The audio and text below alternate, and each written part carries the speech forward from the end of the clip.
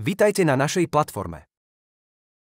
Ako učiteľ môžete EduBot využívať viacerými spôsobmi prostredníctvom platformy pre učiteľov, webového rozhrania určeného pre učiteľov. Tento nástroj umožňuje učiteľom využívať existujúci digitálny obsah v EduBote na vytváranie a vedenie kurzov s podporou umelej inteligencie. Umožňuje tiež vytvárať nový interaktívny obsah, čím výrazne zvyšuje možnosti výučby. V rámci projektu môžete získať bezplatné nástroje na používanie.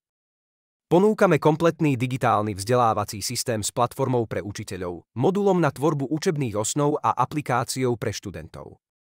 Okrem toho kompletný učebný plán na prípravu na vyučovanie matematiky pre 8. ročníky a metodickú príručku na adaptáciu. A to všetko s podporou moderných aplikácií umelej inteligencie. Dokonca aj toto rozprávanie je hlasom umelého avatara, ktorý číta text. Ak si chcete pozrieť učebné materiály pred registráciou, môžete tak urobiť ako hosťujúci používateľ. Kliknite na odkazy na učebné cesty na domovskej stránke v ponuke výsledky projektu Učebné cesty. Na platforme sa môžete zaregistrovať pomocou svojej e-mailovej adresy, pričom postupujte ako zvyčajne. Po registrácii dostanete e-mail a svoju registráciu musíte potvrdiť kliknutím na odkaz v e-maile. Zaregistrovať a prihlásiť sa môžete aj pomocou svojho konta Google. V podmenu skupiny vyberte možnosť vytvoriť novú skupinu. Skupinu pomenujte, vyberte jazyk skupiny a typ odberu. Ak vyberiete možnosť bezplatného odberu, používatelia sa môžu do vašej skupiny prihlásiť bez vášho súhlasu. Ak skupina nie je verejná, mali by ste zvoliť túto možnosť, pretože skupinu uvidia len tí, ktorých pozvete. Ak chcete verejnú skupinu, môžete sa rozhodnúť, či chcete vopred povoliť ľuďom, aby sa do nej prihlásili. Ak sa nechcete zaoberať nastavovaním trás, môžete požiadať projektový tím o zdieľanie trasy s vašou vlastnou skupinou. Zdieľanie znamená, že trasa sa vo vašej skupine zobrazí presne tak, ako v pôvodnej skupine. Výhodou tohto postupu je, že sa nemusíte zaoberať nastaveniami trasy. V skutočnosti sa o to ani nepokúšajte, pretože ak niečo zmeníte, zmeníte pôvodnú trasu. Obrázky ukazujú, ako sa trasy zobrazujú v aplikácii pre študentov a v rozhraní pre učiteľov. Na adaptívnej ceste sa každý žiak pohybuje vlastným tempom. Tí, ktorí riešia úlohy bezchybne, rýchlo postupujú na vyššie úrovne. Tým, ktorí nevedia úlohu vyriešiť, asistent poskytne vedomostné položky a pomocné úlohy a ak nevedia úlohu vyriešiť, vysvetlí im riešenie a pokračujú ľahšou úlohou.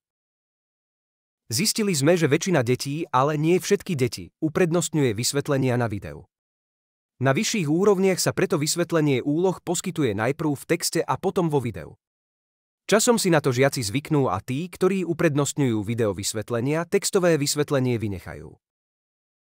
Na začiatku projektu sa názory na to, do akej miery bude hra s magickým hradom motivujúca pre žiakov 8 ročníkov, rozchádzali, ale spätná väzba od žiakov bola jednoznačne pozitívna. Preto boli všetky adaptívne cesty zverejnené ako rámcová hra. Rámcová hra sleduje štruktúru cesty, takže hrad má toľko úrovní, koľko je učebných osnov. Ak si cestu skopírujete, musíte si rámcovú hru zostaviť sami v nastaveniach cesty. Za každým, keď študent postúpi na vyššiu úroveň, dostane darčekový žetón, s ktorým sa môže hrať. Na získanie darčeka však nemusíte nevyhnutne postúpiť na vyššiu úroveň, tvrdá práca je vždy odmenená. Po ceste nájdete v niektorých miestnostiach truhlice s pokladmi, ktoré môžete otvoriť, keď nazbierate dostatok bodov. Body získavate nielen za správne vyriešenie úloh, ale aj za pomocné otázky a vysvetlenia, ktoré vidíte. Truhlice môžu obsahovať rôzne odmeny.